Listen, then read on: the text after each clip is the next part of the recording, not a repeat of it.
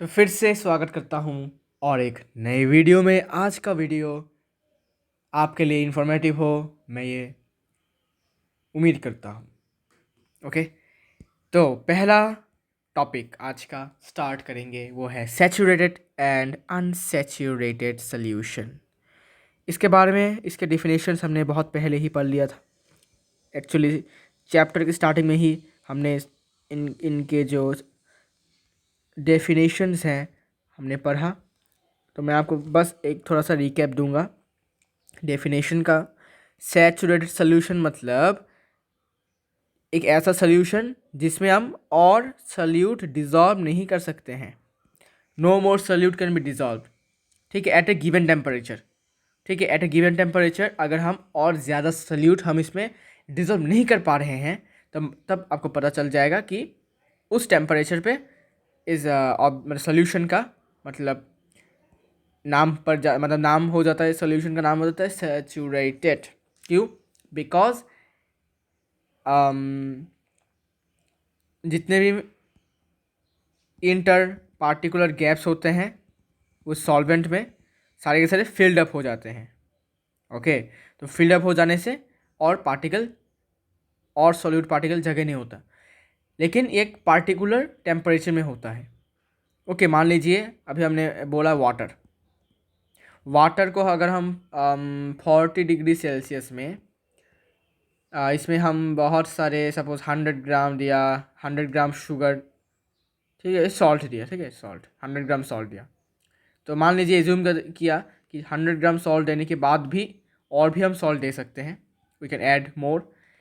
लेकिन ऐसा एक समय आएगा जहाँ ये जो पानी है उसमें और सॉल्ट डिज़ोल्व नहीं होगा। ओके, डिज़ोल्व क्यों नहीं होगा? मैंने रीज़न बताया, इंटर पार्टिकुलर स्पेस क्या होगा? इंटर पार्टिकुलर स्पेस भर जाएगा। ठीक है, तो एट ए पार्टिकुलर, तो मैं अभी क्या कहूँगा कि 40 डिग्री सेल्सियस में पानी में और ज़्यादा मतलब और है ही नहीं, क्या बोलते हैं इसको, इंटर पार्टिकुलर स्पेस और बचा नहीं है। तो अभी ये पानी क्या बन गया? सैचुरेटेड सोल्यूशन बन गया। ठीक है, लेकिन किस डिग्री सेल्सियस में? 40 डिग्री सेल्सियस में। अभी अगर हम धीरे धीरे 50 डिग्री कर देते हैं, 50 डिग्री सेल्सियस में ये जो पानी है सैचुरेटेड था, यह फिर से अनसैचुरेटेड बन जाता है। क्यों? बिकॉज पानी धीरे धीरे क्या होगा? टेम्परेचर बढ़ रहा है। और मैंने आपको क्या बोला था?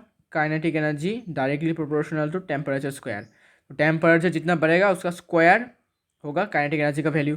अगर टेम्परेचर 50 है तो इसका स्क्वायर होगा कितना? 250। 250 क्या होगा? इतना होगा काइनेटिक एनर्जी, मतलब पार्टिकल्स का स्पीड जो है और भी ज़्यादा बढ़ जाएगा। तो पार्टिकल्स इधर उधर और ज़्यादा मूव करेंगे, तो ऐसे करके क्या होगा? जगह थोड़ा बनेगा, ठीक है ना, थोड़ा इंटर पार्टिकुलर स्पेस बनेगा। तो उसमें फिर से हम और भी सॉल्ट ऐड कर सकते हैं। ओके, तो सैचुरेटेड सोल्यूशन का डेफिनेशन थोड़ा सा आपको ध्यान से पढ़ना होगा कि ये पार्टिकुलर एक टेम्परेचर में सिर्फ हम मैक्सिमम सोल्यूट हम डिजोल्व कर सकते हैं। ठीक है, तो आपको दिखा देता हूँ डेफिनेशन। बाप रे भाई, बहुत नीट, बहुत ऊपर है। सैचुरेटेड सोल्यूशन, हाँ, the solution in which no more solute can be dissolve to a given amount of solvent. ठीक है, अभी सॉल्वेंट का क्वांटिटी बढ़ा देते हैं तब भी हम और भी ज़्यादा सॉल्यूट ऐड कर सकते हैं। ठीक है, तो याद रखो कि एक गिवन अमाउंट ऑफ सॉल्वेंट में एक गिवन टेम्परेचर में अगर हम और ज़्यादा सॉल्यूट ऐड नहीं कर पा रहे हैं और ज़्यादा सॉल्यूट डिजॉल्व नहीं हो पा रहा है, तो समझ लो कि वो सैचुरेटेड सोल्यूशन बन चुका है। ठीक है, और अनसैचुरेटेड सोल्यूशन डेफिनेशन देख सकते हो, the solution in which more solute can be dissolve to a given amount of solvent is called unsaturated solution. ठीक है, तो फिर से नीचे चले जाते हैं। तो सैचुरेटेड सोल्यूशन क्या है? सैचुरेटेड सोल्यूशन मतलब एक ऐसा सोल्यूशन जिसमें और सोल्यूट हम डिजॉल्व नहीं कर पा रहे हैं और एक गिवन अमाउंट ऑफ सॉल्वेंट हमारे पास है और एक गिवन टेम्परेचर में हम इसको कर रहे हैं, परफॉर्म कर रहे हैं। ठीक है, तो अगर हम सॉल्वेंट का क्वांटिटी बढ़ा देते हैं, तो सपोज अभी हमने लिया था 100 ग्राम्स ऑफ वाटर।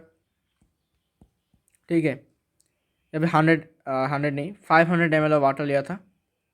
ठीक है, उसमें हम मैक्सिमम कितना, मान लीजिए 500 ग्राम ऑफ सॉल्ट हमने मैक्सिमम डिजॉल्व कर पाया। कितना डिग्री सेल्सियस में? 40 डिग्री सेल्सियस में। अभी क्या किया हमने? इसका क्वांटिटी बढ़ा दिया, 1000 ml कर दिया, 1 लीटर कर दिया। ठीक है, इससे क्या हुआ कि मान लीजिए इतना बड़ा बीकर है, पहले कितना था, पहले 500 ml का था, 500 ml का पानी था, तो 500 ml में जितने भी पार्टिकल्स थे उन सारे के सारे इंटर पार्टिकुलर स्पेस फुल हो चुके थे।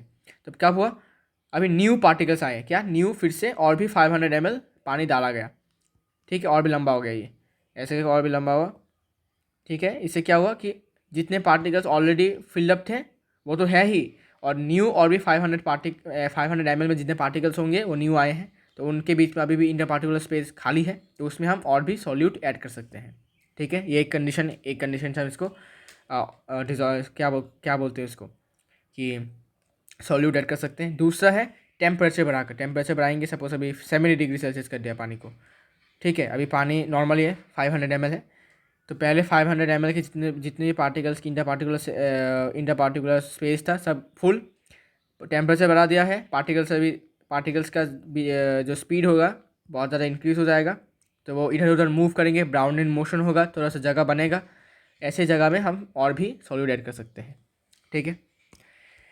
तो अभी एक एग्जांपल मान लेते हैं,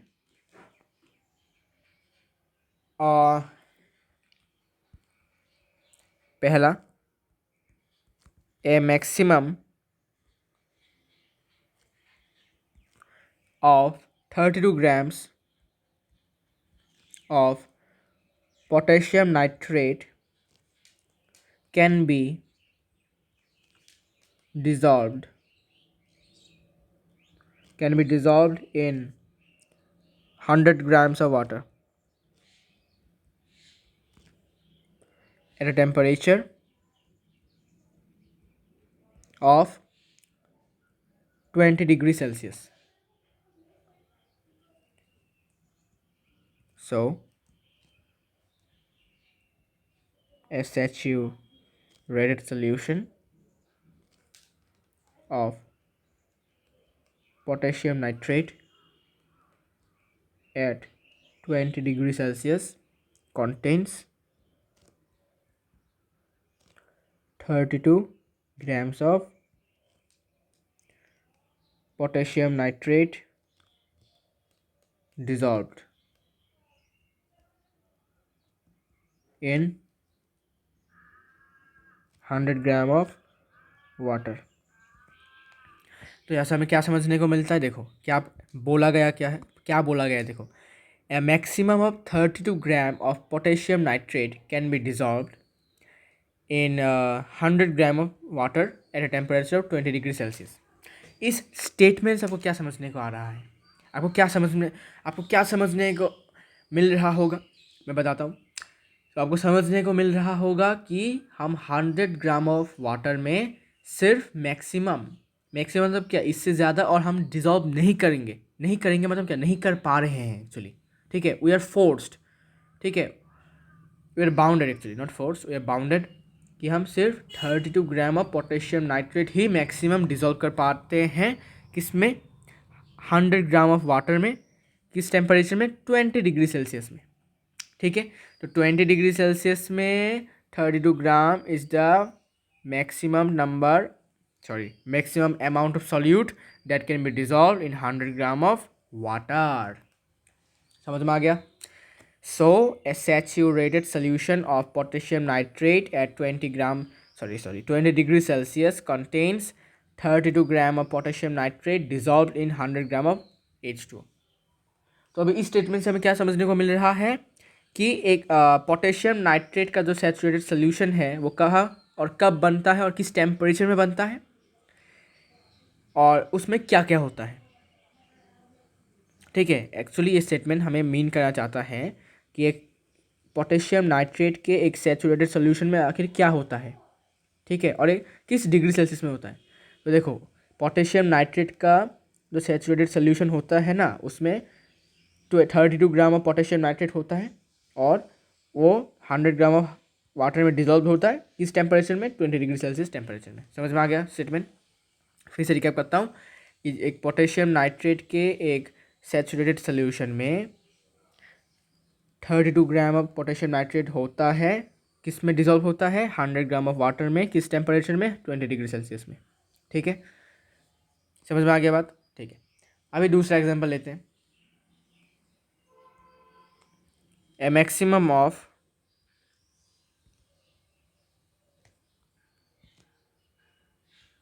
36 ग्राम of sodium chloride मतलब कॉमन सॉल्ट, चीनी नहीं, सॉरी, नमक, can be dissolved in 100 gram of water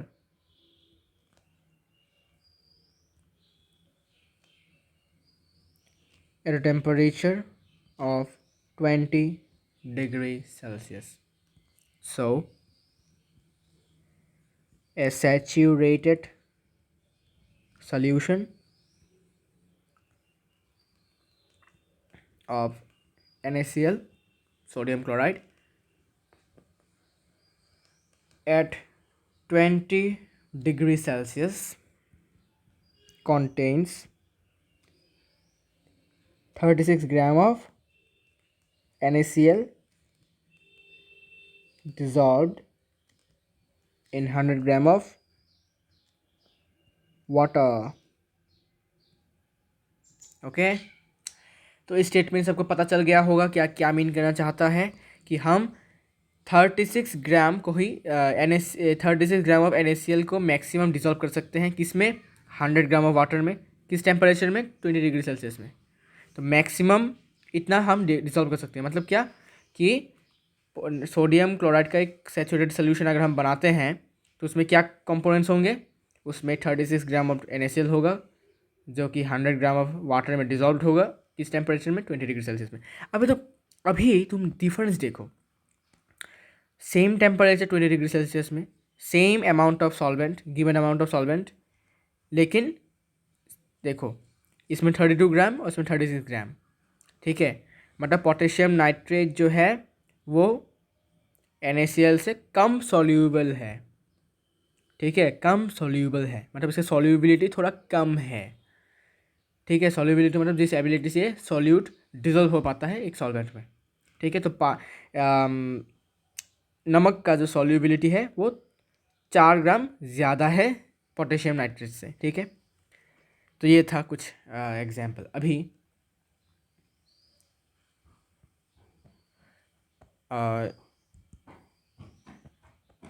एक क्वेश्चन आ सकता है आपके माइंड में कि कैसे पता चले कि एक सॉल्यूशन सैचुरेटेड है या नहीं, कैसे पता चलेगा, आइए बताते हैं आपको।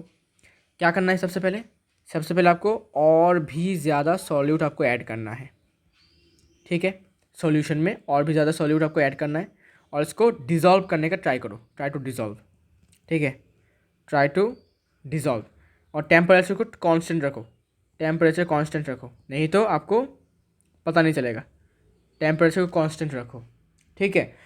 फिर डिज़ोल्व करते जाओ, अगर आपको दिखा कि और डिज़ोल्व नहीं हो रहा है उस टेम्परेचर में, ठीक है, तो आपको समझ जाना है कि वो सोल्यूशन सैचुरेटेड है।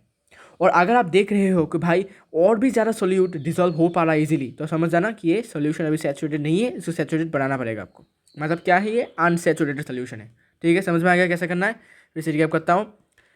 मान लीजिए आपको दो सोल्यूशन दिए जाते हैं, इसमें और इसमें, ठीक है, दोनों आपको पता नहीं है कौन सा सैचुरेटेड है कौन सा अनसैचुरेटेड है। क्या करना है, दोनों में ही आपको सॉल्यूट ऐड करते जाना है, इट कैन बी नमक, इट कैन बी चीनी, इट कैन बी एनीथिंग जो सोल्यूबल है।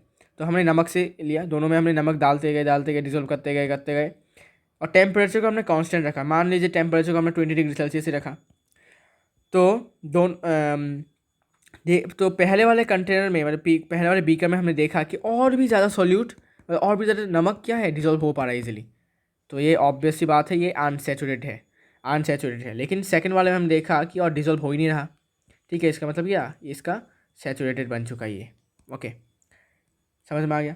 अभी इफ़ेक्ट क्या है, सैचुरेटेड सोल्यूशन में हीटिंग और कूलिंग का इफ़ेक्ट होता है, effect of heating and cooling on A saturated solution. तो एक सैचुरेटेड सोल्यूशन में हीटिंग और कूलिंग का बराबर इफेक्ट होता है। तो आपको ये याद रखना है कि एक सल्यूशन सैचुरेटेड होता है एक पर्टिकुलर टेम्परेचर में ही सिर्फ, ठीक है। एक पार्टिकुलर टेम्परेचर में ही सिर्फ एक सॉल्यूशन को हम सैचुरेटेड घोषित कर सकते हैं। टेम्परेचर चेंज, सॉल्यूशन अनसैचुरेटेड बन जाएगा। Okay, so if a saturated solution at a particular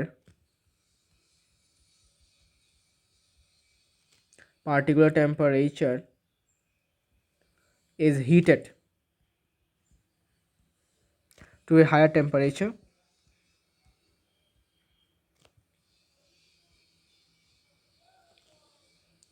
then it becomes unsaturated solution.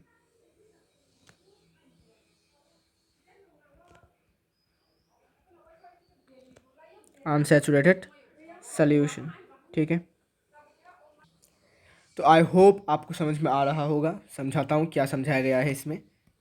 इसमें ये समझाया गया है कि एक सॉल्यूशन को हम सैचुरेटेड घोषित कर सकते हैं एक पर्टिकुलर टेम्परेचर में ही सिर्फ। मान लीजिए it can B 20 degree Celsius, तो 20 डिग्री सेल्सियस में ही सिर्फ ये सॉल्यूशन सैचुरेटेड रहेगा। 21 डिग्री सेल्सियस हो गया, अनसैचुरेटेड बन जाएगा, ठीक है। So, if a saturated solution at a particular temperature is heated to a higher temperature, then it becomes unsaturated solution। मतलब एक saturated solution को जो कि एक एक particular temperature में एक saturated solution को अगर हम heat करते हैं, सब मान लीजिए 40 डिग्री सेल्सियस से 40 डिग्री सेल्सियस में सैचुरेटेड है, इसको हमने हीट किया 41 किया, ये बन जाएगा क्या, इट बिकम्स अनसैचुरेटेड सोल्यूशन, ठीक है। दिस इज बिकॉज, इसका रीज़न लिखो, this is because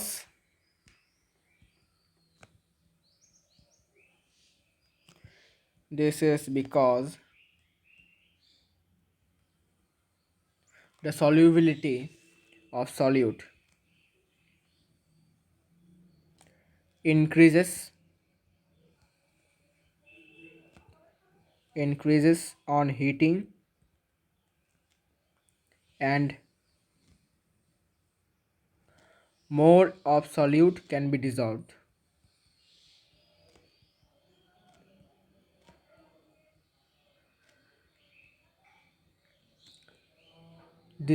on raising a temperature.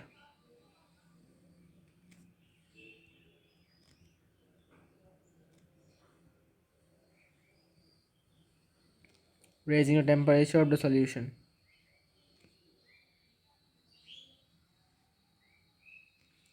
ठीक है। तो ये क्यों होता है? बिकॉज जब हम टेम्परेचर को बढ़ाते हैं तो सॉल्यूट का जो सॉल्यूबिलिटी है वो इंक्रीज़ करता है और हम और भी ज़्यादा सॉल्यूट को डिज़ोल्व कर पाते हैं टेम्परेचर को बढ़ाकर, ठीक है। सॉल्यूशन के टेम्परेचर को बढ़ाकर हम और भी ज़्यादा सॉल्यूट ऐड कर सकते हैं, डिज़ोल्व कर सकते हैं। लेकिन आपको एक बात याद रखनी है कि एक सॉल्यूट का जो सॉल्यूबिलिटी है वो इसको हम ज़्यादा इंक्रीज़ नहीं कर सकते हैं टेम्परेचर को बढ़ाकर, ठीक है। मतलब 100 डिग्री सेल्सियस में, ठीक है, हम वाटर बॉयल करना स्टार्ट कर देता है, ठीक है। तो इसमें हम ऐसा नहीं कि 100 डिग्री सेल्सियस में हम बहुत सारे सॉल्यूट को हम कर पाते हैं, ठीक है। इस एक ऐसा मतलब बाउंड्री आता है जब जाके तुम 100 डिग्री सेल्सियस में भी और डिज़ोल्व नहीं कर पाओगे सॉल्यूट को, ओके। तो ऐसा नहीं कि हमेशा टेम्परेचर बढ़ाने से ही सॉल्यूट को हम डिज़ोल्व कर पाएंगे। कभी कभी ये ज़्यादा टेम्परेचर, मतलब एक ज़्यादा टेम्परेचर, सबसे ज़्यादा टेम्परेचर में भी ये सॉल्यूट को और ज़्यादा नहीं ले सकता अंदर, ओके। अभी ये तो हमने देखा कि हीटिंग वाला इफेक्ट। अभी कूलिंग में क्या होता है देखते हैं। If A saturated solution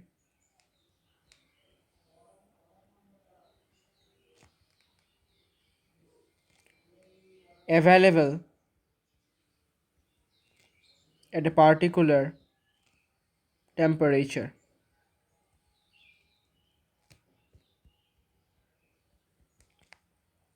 is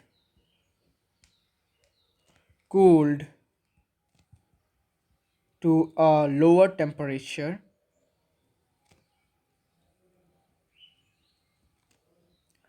than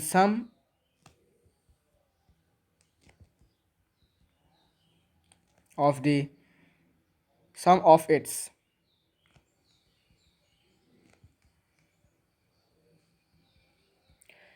its dissolved solute will separate out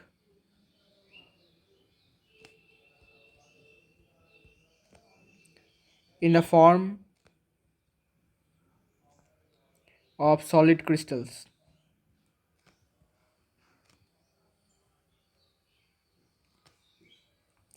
This is because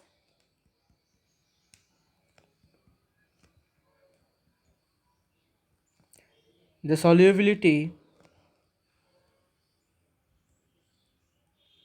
of a solute in the solution decreases on cooling.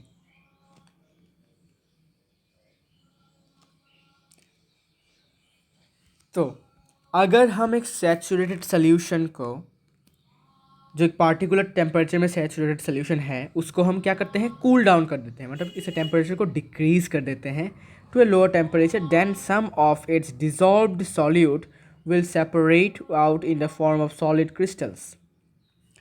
तो अगर हम इसको टेम्परेचर को डिक्रीज कर देते हैं तो जो सॉल्यूट डिजॉल्व हो चुका है सॉल्यूशन में, उनमें से कुछ, ठीक है, कुछ सम बोला इसने, कुछ डिजॉल्व्ड सॉल्यूट फिर से सेपरेट हो जाते हैं सॉल्यूशन से और ये सॉलिड क्रिस्टल के फॉर्म में कन्वर्ट हो जाते हैं। ओके, तो ऐसा क्यों होता है? बिकॉज हमने क्या पढ़ा था कि सॉल्युबिलिटी जो है वो टेम्परेचर के साथ किसी भी सॉल्यूट का सॉल्युबिलिटी टेम्परेचर के साथ इंक्रीज करता है। तो टेम्परेचर को हमने डिक्रीज कर दिया तो सॉल्युबिलिटी एकदम कम हो गया। तो देखो, सॉल्युबिलिटी कम हो जाना मतलब क्या है? सॉल्युबिलिटी कम हो जाना मतलब क्या? वो और डिज़ोल्व नहीं हो पा रहा है। तो मैंने क्या बोला था, इनसॉल्यूबल सब्सटेंस जो होते हैं वो क्या करते हैं, सस्पेंशंस फॉर्म करते हैं। तो इनसॉल्यूबल अगर बन जाता है मतलब क्या, सॉल्युबिलिटी एकदम नहीं है, इनसॉल्यूबल बन जाएगा तो क्या होगा, पानी है ये, इनसॉल्यूबल बन गया तो नीचे जाके रेस्ट हो जाएगा, ऐसे करके डिपॉजिट हो जाएगा। ठीक है, तो ऐसे ही होता है सैचुरेटेड सोल्यूशन को जब हम टेम्परेचर को डाउन करते हैं। ठीक है, अगर सॉल्ट हम डिजॉल्व करते हैं तो अगर आप इसको फ्रिज में रखोगे, ठीक है, तो पहले आपको क्या करना है, अब मैं बता देता हूँ, आप एक्सपेरिमेंट कर सकते हो।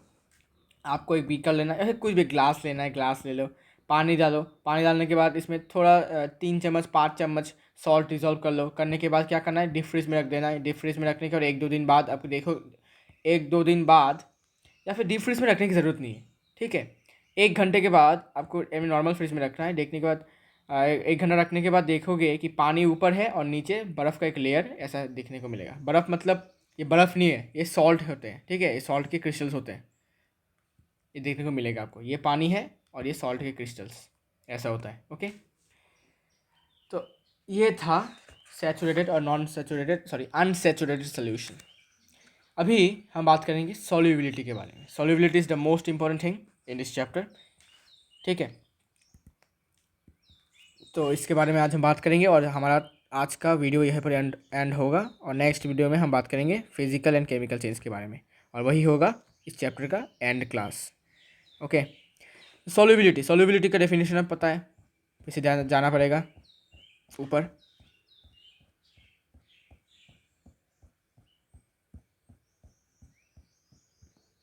कहाँ गया, हाँ, solubility of solute, the maximum amount of solute that can be dissolved to 100 gram of solvent at a given temperature to get a saturated solution is called solubility of a solute। मतलब कि maximum amount of solute जिसे हम dissolve कर सकते हैं किसमें, 100 gram of solvent में, it can be water, it can be anything, at a given temperature में एक 100 ग्राम ऑफ सॉल्वेंट में जितना maximum amount of solute dissolve कर पाते हैं ताकि हमें एक सैचुरेटेड सोल्यूशन मिले, उसी को हम कहते हैं सॉल्युबिलिटी ऑफ ए सॉल्यूट। और solubility of salt is higher than solubility of sugar, ये याद रखो। ये आपको प्रूव हो चुका है कि solubility of salt is greater than the sugar because देखो मैंने आपको बताया पोटेशियम नाइट्रेट जो है हम 100 ग्राम ऑफ वाटर में सिर्फ 32 ग्राम डिजोल्व कर पाते हैं, लेकिन सॉल्ट को हम 36 ग्राम डिजोल्व कर पाते हैं। ओके, तो इससे हमें पता चलता है कि सॉल्युबिलिटी जो सॉल्ट का है वो ज़्यादा है। ओके, सो सॉल्युबिलिटी का डेफिनेशन तो हमने पढ़ लिया।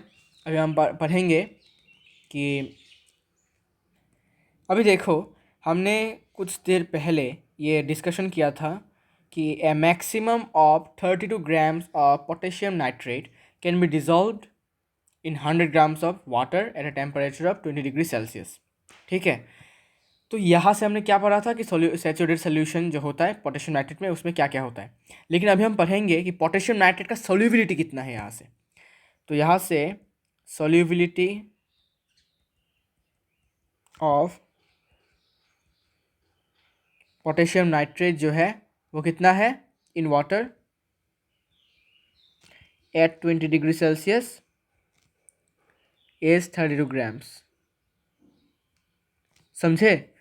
मतलब सॉल्युबिलिटी मतलब मैंने क्या बोला था, maximum amount of solvent that can be maximum amount of solute that can be dissolve to given 100 gram of solvent at a given temperature. तो देखो यहाँ पर क्या लिखा है, solubility of potassium nitrate in water at 20 degree Celsius is 32 grams. अब मुझे बताओ ये क्या मीन करना चाहता है। ये मीन करना चाहता है कि 100 ग्राम सॉरी इन 100 ग्राम 100 ग्राम नहीं, वाटर में 20 डिग्री सेल्सियस में हम maximum 32 gram of potassium nitrate dissolve कर पाते हैं मैक्सिमम। तो मैक्सिमम हम कितना डिजॉल्व कर पाते हैं, ओनली 32 ग्राम्स इन वाटर, किस टेम्परेचर में, 20 डिग्री सेल्सियस टेम्परेचर में। तो solubility of potassium nitrate in water at that temperature means at 20 degree Celsius is 32 gram. अब 21 डिग्री सेल्सियस में 32 से ज़्यादा हो सकता है या भी कम हो सकता है, आई डोंट नो। ठीक है, लेकिन इस टेम्परेचर में मैक्सिमम हम कितना डिजोल्व कर पाते हैं, ओनली दिस। ओके, फिर सोडियम क्लोराइड वाला भी लेते हैं, यह वाला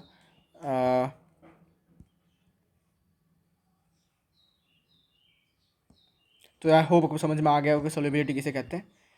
तो यहाँ से अगर हम लिखते हैं कि the maximum of 36 gram of NaCl can be dissolved in 100 gram of water eight a temperature of 20 degree Celsius. तो मुझे बताओ अभी यहाँ से सॉल्युबिलिटी कितना होगा सॉल्ट का।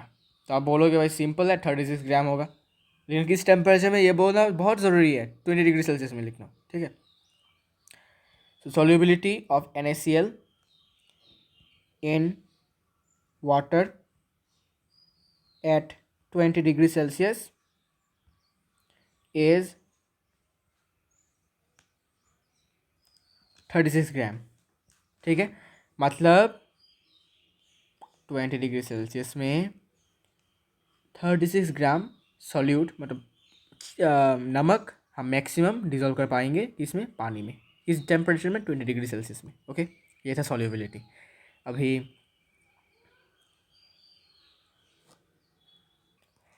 एंड ये बात हमेशा याद रखो, सॉल्युबिलिटी डिपेंड्स ऑन टेम्परेचर।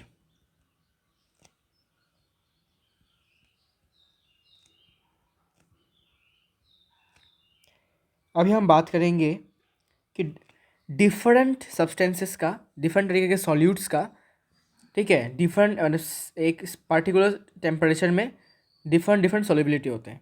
ठीक है, इसका हम अभी चार्ट बनाएंगे। अभी देखो, तो एक चार्ट बनाएंगे ऐसा छोटा सा, ज़्यादा बड़ा नहीं चाहिए, इसको थोड़ा नीचे, इसको थोड़ा इतना। ओके,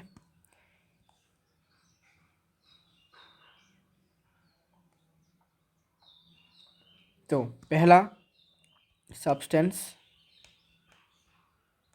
या फिर सॉल्यूट भी कह सकते हो, और सॉल्युबिलिटी इन वाटर, किस टेम्परेचर में, 20 डिग्री सेल्सियस में। ओके, तो पहला है कॉपर सल्फेट CuSO4। इसका सोल्यूबिलिटी कितना है, 21 ग्राम। मतलब क्या मीन करना चाहता है ये कि 100 ग्राम्स ऑफ वाटर में 20 डिग्री सेल्सियस टेम्परेचर में हम मैक्सिमम कितना कॉपर सल्फेट डिजोल्व कर पाते हैं, 21 ग्राम। आई होप आपको समझ में आ रहा होगा, बहुत ईजी है, बस आपको समझना पड़ेगा, ठीक है। फिर हम बात करेंगे सेकेंड नंबर पर, वो है पोटेशियम नाइट्रेट। पोटेशियम नाइट्रेट आपको पता ही है कितना है, 32 ग्राम्स। ओके, मतलब 32 ग्राम हम मैक्सिमम डिजोल्व कर पाते हैं। Maximum 32 grams of potassium nitrate हम मैक्सिमम डिजोल्व कर पाते हैं 100 ग्राम ऑफ वाटर में 20 डिग्री सेल्सियस टेम्परेचर में। ओके, फिर पोटेशियम क्लोराइड KCl, इसका सॉल्युबिलिटी जो है वो है 34 ग्राम्स। ओके, पोटेशियम क्लोराइड का सॉल्युबिलिटी जो है वो 34 ग्राम है। What does it mean, it means that कि 34 ग्राम ऑफ पोटेशियम क्लोराइड को हम मैक्सिमम डिजोल्व कर पाते हैं 100 ग्राम्स ऑफ वाटर में, किस टेम्परेचर में, 20 डिग्री सेल्सियस टेम्परेचर में। फिर 4 सोडियम क्लोराइड NaCl, इसको आपको पता है 36 ग्राम। तो आई होप आपको समझाने की ज़रूरत नहीं है, ये मैं समझा चुका हूँ बहुत बार। फिर 5 टाइम्स 5 नंबर नहीं, NH4Cl एमोनियम क्लोराइड, इसका सॉल्युबिलिटी सॉल्ट से ज़्यादा है, 37 ग्राम से। सॉरी, इसका मतलब क्या है कि 100 ग्राम ऑफ वाटर में 20 डिग्री सेल्सियस में हम मैक्सिमम कितना ग्राम NH4Cl डिजोल्व कर पाएंगे 37 ग्राम्स मैक्सिमम। फिर लास्ट, अरे ये वाइट क्यों नहीं हुआ, 6 शुगर C12H22O11, सुक्रोज भी बोला जाता है।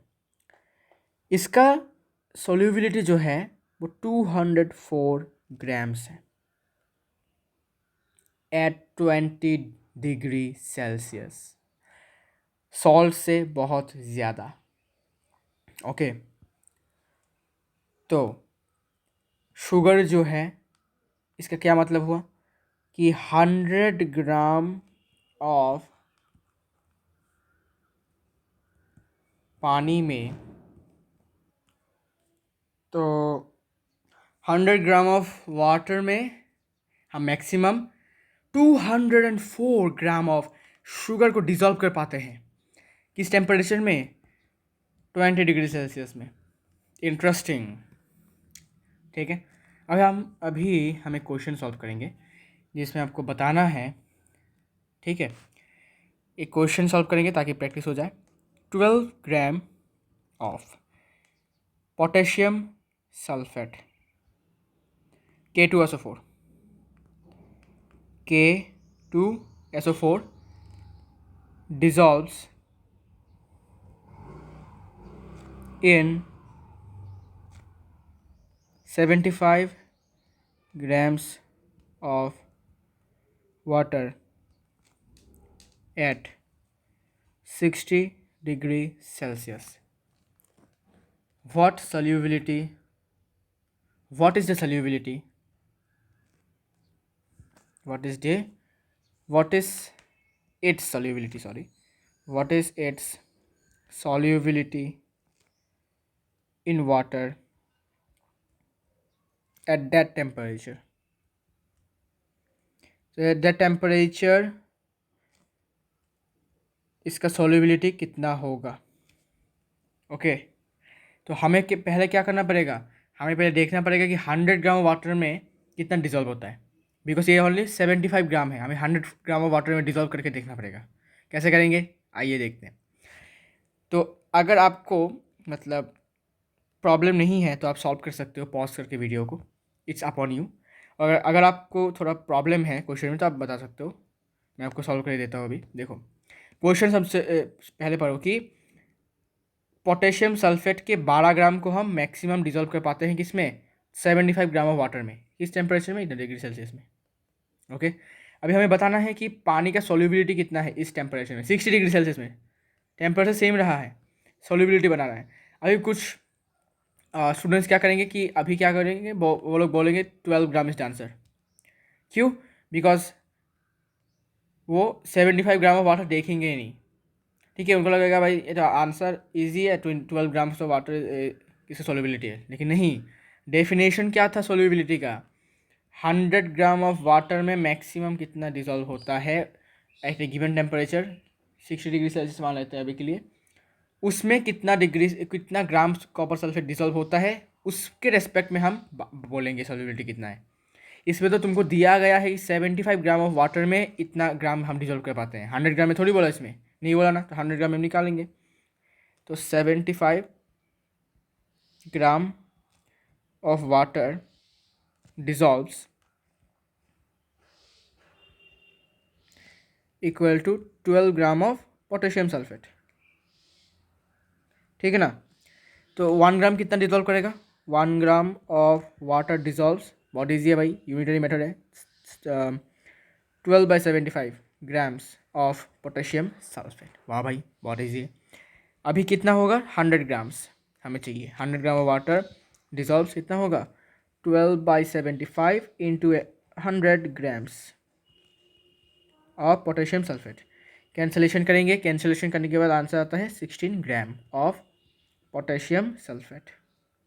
ठीक है, तो 100 ग्राम ऑफ पानी में 16 ग्राम ऑफ पोटेशियम सल्फेट डिजोल्व हो पाता है 60 डिग्री सेल्सियस में, तो सोल्यूबिलिटी कितना होगा, 16 ग्राम। सो टेम्परेचर उल्लेख करना मत भूलना, टेम्परेचर को मेंशन करना is very very important. Thus the solubility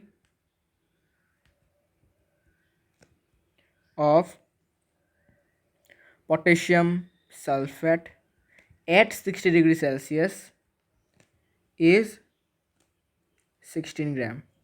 मतलब 16 ग्राम पोटेशियम सल्फेट को हम मैक्सिमम डिजोल्व कर पाते हैं 60 डिग्री सेल्सियस में, किसमें, 100 ग्राम ऑफ वाटर में। Okay okay, now effect of temperature and pressure on solubility. Solubility में भी टेम्परेचर और प्रेशर का इफेक्ट होता है। ओके, सो 4 इफेक्ट्स हैं टेम्परेचर और प्रेशर के सोल्यूबिलिटी के ऊपर। क्या क्या है देखते हैं। पहला, solubility of solids in liquids usually increases on increasing the temperature and decreases on decreasing the temperature। मतलब जब कोई सॉलिड को, मतलब सॉलिड क्या है यहाँ पर, सॉलिड को हम लिक्विड में डिसॉल्व करते हैं, तो सॉलिड का जो सॉल्युबिलिटी होता है, मतलब क्या, जो मैक्सिमम अमाउंट ऑफ जो सॉल्युबिलिटी, मतलब क्या, घुलने का, डिसॉल्व होने का जो एबिलिटी, ठीक है, पावर है कह सकते हो, डिसॉल्व होने का जो पावर है वो बढ़ जाता है। कैसे, टेम्परेचर बढ़ाने से। ठीक है, जैसे आपको मैंने बताया था सॉल्युबिलिटी में कैसे बढ़ा था, सॉल्ट सोल्यूशन में मान लीजिए हमने एक बीकर लिया, पानी दिया, पानी में हमने सॉल्ट डिसॉल्व किया एक गिवन टेम्परेचर में, सपोज मान लीजिए 20 डिग्री सेल्सियस में, और ज़्यादा नमक डिसॉल्व नहीं हो रहा था, हमने टेम्परेचर को बढ़ा के 40 डिग्री कर दिया, फिर सॉल्युबिलिटी फिर से बढ़ गया, मतलब क्या, नमक फिर से डिसॉल्व होना स्टार्ट कर दिया। ठीक है, और भी ज़्यादा हमने इसमें सॉल्यूट डिसॉल्व कर पाए। ठीक है, तो सॉल्युबिलिटी बढ़ा देता है ये सॉलिड्स का। तो इंक्रीजिंग टेम्परेचर बढ़ता है और डिक्रीज़ करने से कमता है। डिक्रीज़ करने के बाद हमको पता है क्या आता है, सॉलिड क्रिस्टल्स हो जाते हैं डिक्रीजिंग करने के बाद। ठीक है, आपको याद होगा, अभी हमने पढ़ाया। The solubility of solids in liquids remains unaffected by the changes in pressure. ऐसा क्यों? बिकॉज हमने चैप्टर 1 में पढ़ा था कि सॉलिड्स और लिक्विड्स जो हैं वो इनकम्प्रेसिबल होते हैं। इनकम्प्रेसिबल मतलब इन्हें हम प्रेशर, मतलब इन पर कोई प्रेशर का कोई इफेक्ट होता नहीं है। ठीक है, इसलिए इनके सॉल्युबिलिटी पर भी कोई इफेक्ट नहीं होता, बिकॉज इन पर ही कोई इफेक्ट नहीं हो रहा, तो सॉल्युबिलिटी के ऊपर कोई खाक इफेक्ट होगा नहीं होगा, इसलिए। तो 2 पॉइंट्स हो गया। Third point, the solubility of gases in liquid, मतलब गैस क्या है, सॉल्यूट है, और लिक्विड है solvent, usually decreases on increasing the pressure temperature. तो गैसेस का जो सॉल्युबिलिटी है वो डिक्रीज़ करता है अगर हम इन टेम्परेचर को इंक्रीज़ कर देते हैं तो, और इसका उल्टा होता है, जब हम टेम्परेचर को डिक्रीज़ कर देते हैं तो इनका सॉल्युबिलिटी इंक्रीज़ हो जाता है। अभी ये क्यों होता है इसको थोड़ा सा शॉर्टली समझेंगे। देखो, जब भी टेम्परेचर को बढ़ाया दिया जाता है, जो थर्मल एनर्जी होता है, मतलब हीट एनर्जी होता है, वो क्या होता है, बढ़ जाता है बहुत ज़्यादा। ठीक है, और इतना बढ़ जाता है कि गैस का जो पार्टिकल्स होते हैं ना, और जो वाटर के पार्टिकल्स हैं, उनके बीच में जो inter particular force of attraction है वो मतलब टूट जाता है। ठीक है, इस थर्मल एनर्जी की वजह से टूट जाता, मतलब क्या, अभी जो गैस मॉलिक्यूल है ये और ये वाटर का मॉलिक्यूल है, इनके बीच में जो अट्रैक्शन है वो डिक्रीज़ हो जाता है बहुत ज़्यादा। तो अगर आपका दोस्त आपको खींचना बंद कर दे तो क्या आप उसकी तरफ जाओगे, अट्रैक्ट हो गया? नहीं जाओगे, ऑब्वियसली बात है। ऐसे ही गैस मॉलिक्यूल को अट्रैक्ट करता है ये पार्टिकल, और इसको भी ये पार्टिकल अट्रैक्ट कर रहा है। अभी दोनों ही एक दूसरे को मतलब अट्रैक्ट करना बंद कर दिया, बंद मतलब क्या, कम कर दिया। तो क्या एक दूसरे की तरफ ये जाएंगे? नहीं जाएंगे। अगर नहीं गए तो डिफ्यूशन कैसे होगा? डिफ्यूशन नहीं हो तो सॉल्युबिलिटी कैसे बढ़ेगा? ठीक है ना बात मेरा? ठीक है, तो ये था। फिर फोर्थ नंबर पर, the solubility of gases in liquids increases on increasing the pressure and decreases on decreasing the pressure. ऐसा क्यों होता है? देखो, प्रेशर बढ़ गया, प्रेशर बढ़ गया मतलब क्या हुआ? प्रेशर बढ़ गया तो डेंसिटी बढ़ गया। प्रेशर ज़्यादा, डेंसिटी ज़्यादा। ओके, हमें क्या पता है? Density equal to mass by volume. Density ज़्यादा हुआ तो वॉल्यूम कम हो गया, इन्वर्सली प्रोपोर्शनल। वॉल्यूम कम हो गया मतलब क्या हुआ? वॉल्यूम कम हो गया तो कोलिशन का एरिया क्या हो गया? कोलिशन मतलब कोलिशन का नंबर क्या है, ज़्यादा हो गया। क्यों भाई? देखो, इतने छोटे से जगह पर अगर मैं कोलिशन करने को बोलूँ तो पार्टिकल इधर जाएगा, फिर इधर आएगा, ऐसे करके जाएगा। लेकिन अगर मैं तो ज़्यादा टाइम नहीं लगेगा कोलिशन के लिए। लेकिन अगर जगह को बड़ा कर दिया, मतलब वॉल्यूम को बड़ा कर दिया, तो पार्टिकल यहाँ पर से यहाँ जाने में बहुत टाइम लगेगा, फिर यहाँ से यहाँ आने में टाइम लगेगा, फिर यहाँ से फिर से ब्राउन एंड मोशन करेगा। ऐसे करके बहुत सारे पार्टिकल्स हैं। ठीक है, जगह छोटा हुआ तो ज़्यादा, अच्छा इसको मैं ऐसे ही समझा सकता हूँ, एरिया कम प्रेशर ज़्यादा। ओके, एरिया कम प्रेशर ज़्यादा, तो प्रेशर ज़्यादा है तो एरिया कम होगा, इन्वर्सली प्रोपोर्शनल। जैसे कि एक नेल, आयरन नेल, इसके जो पॉइंटी जगह से अगर हम अपने स्किन में थोड़ा सा भी प्रेस करते हैं तो दर्द होता है, लेकिन अगर हम इसके ब्रॉड ऐसे वाले पार्ट से देते हैं तो कोई हमें फ़र्क नहीं पड़ता। ऐसे ही एरिया ज़्यादा कम हुआ तो प्रेशर ज़्यादा होता है। ऐसे ही यहाँ पर भी एरिया कम तो प्रेशर ज़्यादा। प्रेशर ज़्यादा मतलब क्या हो गया? एरिया कम हो गया। एरिया कम हो गया मतलब क्या कि टाइम बहुत कम है पार्टिकल के पास, तो वो जल्दी जल्दी कोलिशन करेगा क्योंकि जगह बहुत कम है, धक्का मुक्की ज़्यादा होगा। लेकिन अगर ज़्यादा खुली हो जाए, मतलब ज़्यादा बड़ा हो जाए जगह, धक्का मुक्की होगा लेकिन बहुत कम होगा, जितना छोटी जगह पर हो रहा है उतना नहीं होगा।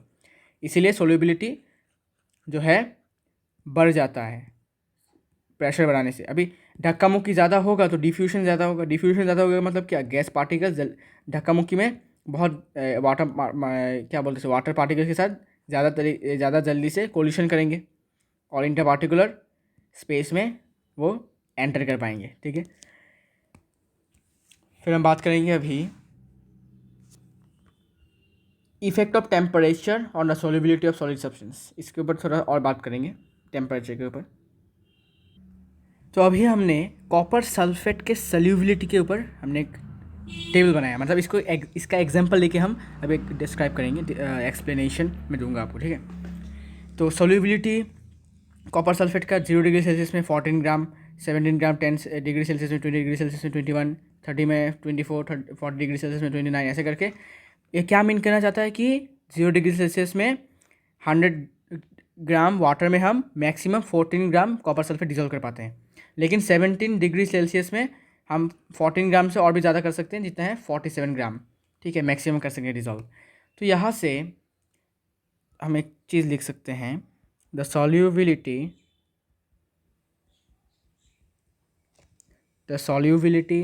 of copper sulfate at 70 degree Celsius is 47 gram, क्या कह सकते हैं? And the solubility of copper sulphate at 20 degree Celsius कितना है? ओनली 21 ग्राम। ओके, इसका मतलब क्या हुआ? This means that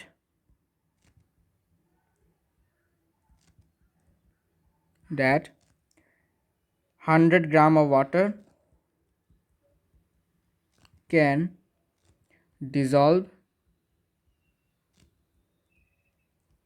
a maximum of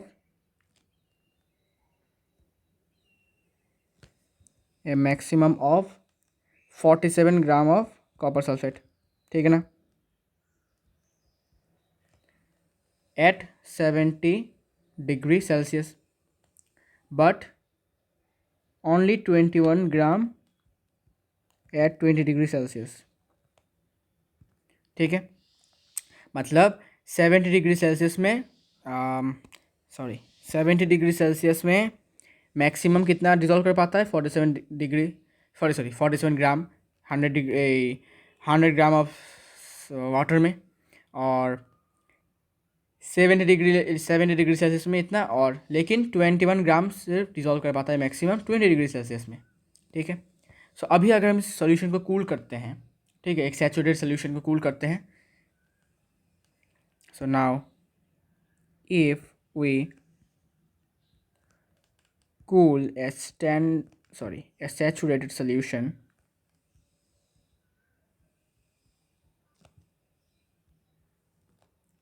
of copper sulfate made in 100 gram of water from 70 degree Celsius to 20 degree Celsius,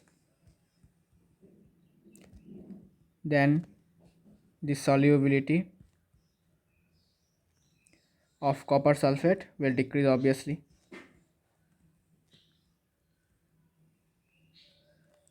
and 47 gram minus 21 gram, which is equal to 26 gram of copper sulfate will separate out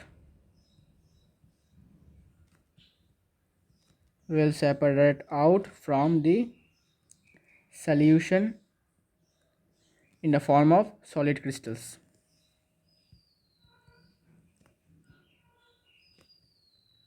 तो समझ में आया अभी कुछ, या फिर कुछ समझ में नहीं आया? देखो, तो मैंने स्टार्ट क्या इससे, मैंने स्टार्ट ये किया कि कॉपर सल्फेट का सॉल्युबिलिटी 70 डिग्री सेल्सियस में 47 ग्राम है और 20 डिग्री सेल्सियस में 21 ग्राम है। तो डिफरेंस आप देख सकते हो। इसका मतलब ये है कि 100 gram of water maximum 47 gram copper sulphate को डिजोल्व कर पाता है 70 डिग्री सेल्सियस में, लेकिन सिर्फ 21 ग्राम को ये डिजोल्व कर पाता है मैक्सिमम 20 डिग्री सेल्सियस में। ठीक है, अभी हम क्या करेंगे? अभी हम एक सैचुरेटेड सोल्यूशन को कूल करेंगे, मतलब ठंडा करेंगे, मतलब इसके टेम्परेचर को लोअर करेंगे। ठीक है, तो हमने क्या किया? हमने एक काम किया कि 70 डिग्री सेल्सियस में 100 ग्राम ऑफ वाटर के साथ एक सैचुरेटेड सोल्यूशन बनाया। किसका? कॉपर सल्फेट का। ठीक है, मतलब ये वाला 47 ग्राम वाला 47 ग्राम कॉपर सल्फेट हमने किस में डाला? इन 100 ग्राम ऑफ वाटर में डाला। किस डिग्री सेल्सियस में? 70 डिग्री सेल्सियस में। हमें एक सैचुरेटेड सोल्यूशन मिल गया। अभी इसी सैचुरेटेड सोल्यूशन को हमने कूल डाउन किया, 70 डिग्री सेल्सियस से 20 डिग्री सेल्सियस कर लिया। ठीक है, फिर जो सोल्यूबिलिटी होगा कॉपर सल्फेट का वो डिक्रीज होगा। हमने पढ़ा है effect of heating and cooling of saturated solution will decrease, and 47 gram minus 21 gram, that is 26 gram of copper sulfate will separate out from the solution in the form of solid crystal. तो ये कहना ये चाहता है कि 70 degree Celsius में solubility जितना था कॉपर सल्फेट का, और 20 डिग्री सेल्सियस में जितना था कॉपर सल्फेट का सॉल्युबिलिटी, जितना मैक्सिमम अमाउंट आप सॉल्यूट डाल पाते हैं, उनका डिफरेंस जो होगा, जैसे हम देख सकते हो 70 डिग्री में 47 का डिफरेंस किया हमने 21 से, तो 26 ग्राम ऑफ कॉपर सल्फेट जो होगा वो सॉलिड क्रिस्टल के फॉर्म में सॉल्यूशन से अलग हो जाएगा। समझे? ठीक है, जब भी हम कूल डाउन करेंगे, ओके, तो टेम्परेचर के ऊपर ये डिपेंड करेगा। टेम्परेचर के सोल्यूबिलिटी के ऊपर ये डिपेंड करेगा, उतना डिपेंड करके उनका डिफरेंस करके ये उतना अमाउंट ही सिर्फ सॉलिड क्रिस्टल के फॉर्म में बाहर निकल जाएगा सॉल्यूशन से। तो अभी हम एक क्वेश्चन सॉल्व करेंगे जो मैंने अवेयरनेस किताब से लिया है। तो इसमें एक स्टूडेंट ने सॉल्युबिलिटी को, चार सब्सटेंस की सॉल्युबिलिटी को इसने लिख के रखा है। Potassium nitrate, sodium chloride, potassium chloride और एमोनियम क्लोराइड पानी में at 5 different temperature, 10 degree, 20 degree, 40, 60 and 80 degrees में। सब्सटेंस पोटेशियम नाइट्रेट, देख सकते हो टेबल दिया हुआ है। Now the question is what mass of potassium nitrate would be needed to make a saturated solution of potassium nitrate in 50 gram of water at 40 degree Celsius? Okay, तो question ये कहना चाहता है कि 50 ग्राम ऑफ पानी, 50 ग्राम of water में 40 degree Celsius में हमें कितना पोटेशियम नाइट्रेट चाहिए होगा ताकि हमें एक सैचुरेटेड सोल्यूशन मिले। ठीक है, तो आपको तो पता ही है कि पोटेशियम नाइट्रेट का 40 डिग्री सेल्सियस में सोल्युबिलिटी कितना है, 62 ग्राम, इसमें लिखा हुआ है, देख सकते हो। ठीक है, तो 62 ग्राम चाहिए कितना सैचुरेटेड सोल्यूशन बनाने के लिए, इसमें 100 ग्राम ऑफ वाटर में। ओके, तो देखो थोड़ा समझने वाली बात है।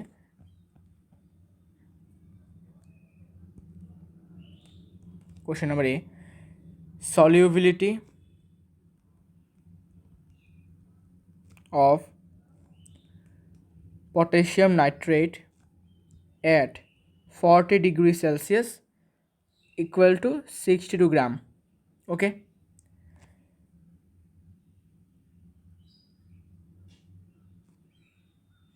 it means that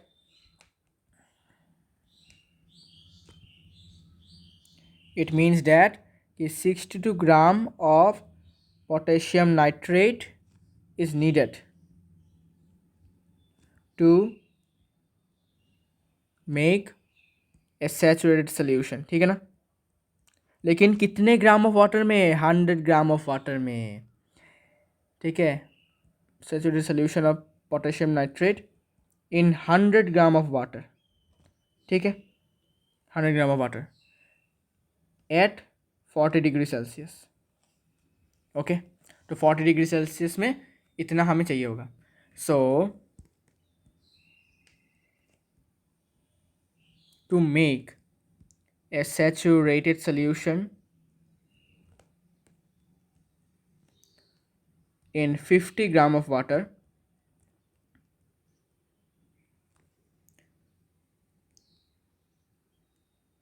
we will need 62 divided by 2 gram of potassium nitrate, that is 31 gram of potassium nitrate। क्यों भाई ऐसा क्यों हुआ? बिकॉज यूनिटरी मेथड से सोचो, यूनिटरी मेथड से सोचो, क्या सोचा, 100 ग्राम ऑफ वाटर में हमें 62 ग्राम बस चाहिए होता है सैचुरेटेड सोल्यूशन बनाने के लिए। टेम्परेचर फिक्स्ड है 40 डिग्री सेल्सियस। ठीक है, क्वेश्चन में पूछा गया है कि 50 ग्राम of water at 40 degree Celsius में कितना लगेगा। तो 100 डिग्री सेल्सियस में अगर हमें 62 चाहिए होता है तो 1 डिग्री सेल्सियस में कितना लगेगा, 62/100, और फिर 50 डिग्री कितना लगेगा, 62/100 इंटू 50, मतलब क्या, 62/2। ठीक है ना, मेरा यूनिटरी मेथड ठीक है। ठीक है, तो इतना लगेगा हमें।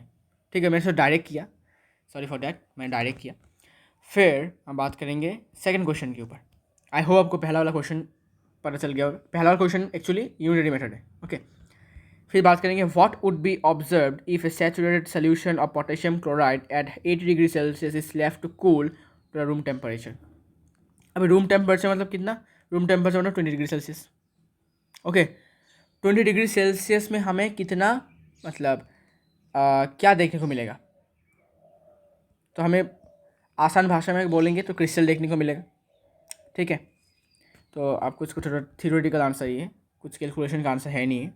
So when A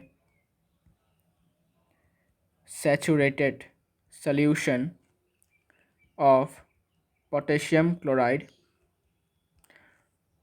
at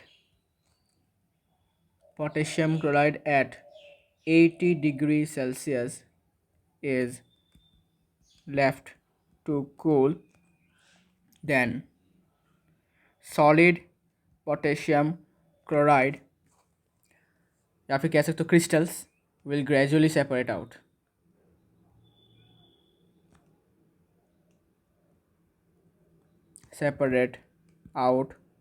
From the solution. ठीक है, क्योंकि solubility डिक्रीज होता है कूलिंग करने के बाद. ठीक है, तो इसका कोई कैलकुलेशन वाला क्वेश्चन नहीं था. Second last question. The solubility of each salt at 20 degrees. What is the solubility of each salt at 20 degrees Celsius, and which salt has the highest solubility at this temperature? जितने भी आपको chloride दिख रहे हैं वो सारे के सारे सॉल्ट हैं. ठीक है, क्लोराइड मतलब ही सॉल्ट. तो इनमें से सबसे ज़्यादा 20 डिग्री सेल्सियस में सबसे ज़्यादा सॉल्युबिलिटी किसका है? तो इसका सॉल्युबिलिटी है 36 या 35 और इसका कितना 37. तो सबसे हाईएस्ट किस में है? हाईएस्ट किसका है? एमोनियम क्लोराइड का. तो आंसर होगा एमोनियम क्लोराइड. तो ये तो बहुत इजी आंसर है. ठीक है, देख कर ही कर सकते हो. तो पहला क्या था? पहला था पोटेशियम नाइट्रेट. पोटेशियम नाइट्रेट भी एक सॉल्ट है. ठीक है, पोटेशियम नाइट्रेट का सॉल्युबिलिटी है 20 डिग्री सेल्सियस में 32 ग्राम्स. फिर आता है सोडियम क्लोराइड, इसका है 36. फिर पोटेशियम क्लोराइड, इसका 37. पोटेशियम क्लोराइड का कितना है? 35. ये सारे कैसे 20 डिग्री सेल्सियस में है. ओके, और एमोनियम क्लोराइड का है 37 ग्राम. ठीक है, तो हाईएस्ट किसका है? हाईएस्ट है इसका, हाईएस्ट. Okay, highest. तो सी नंबर क्वेश्चन हो गया. Now question D, last question. What is the effect of change of temperature on the solubility of a salt as shown by the above data? तो कितना effect होगा? ठीक है, salt temperature क्या मतलब टेम्परेचर अगर चेंज होता है तो सॉल्युबिलिटी ऑफ ए सॉल्ट में कितना इफेक्ट होगा? तो इंक्रीज़ होगा ऑब्वियसली, क्योंकि सॉल्ट क्या है? सॉलिड है. सॉलिड का टेम्परेचर बढ़ाने के बाद सॉलिड्स के सॉल्युबिलिटी क्या होते हैं? इंक्रीज़ होते हैं. मैं आपको दिखा सकता हूँ यहाँ पर. As you can see, solubility of a solids in liquids usually increase in increasing temperature. तो increase होगा. ठीक है, the data shows that the solubility of a salt increases on increasing the temperature. ठीक है, हैंडराइटिंग में मत जाओ भाई. ठीक है, आपको तो the data shows that the solubility of A salt increases on increasing the temperature. ठीक है, सो आई होप आपको समझ में आ गया होगा ये वाला वीडियो. बहुत ही ज़्यादा लेंथी वीडियो था ये. ठीक है, लेकिन फिर भी आई एम